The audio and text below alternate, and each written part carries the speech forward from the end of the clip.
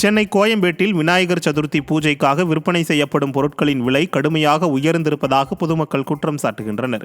விநாயகர் சதுர்த்தியை கொண்டாடுவதற்கு தேவையான தோரணம், அருகம்புல், சாமந்திப்பூ, பழவகைகள் உள்ளிட்ட அனைத்து பொருட்களின் விலைகளும் கடந்த ஆண்டை காட்டிலும் இந்த ஆண்டு ₹20 முதல் ₹30 வரை உயர்ந்திருப்பதாக மக்கள் குற்றம் சாட்டினர். போன வருஷத்தோட இந்த வருஷம் கொஞ்சம் கூடமாக தான் இருக்கு. பட் வேறு வழியில் வாங்கி தான் ஆகணும். பூவெல்லாம் ரேட் ரொம்ப அதிகமாகவே இருக்குது. சாமந்தி ஒரு கடையில் ₹100 விற்கிறாங்க.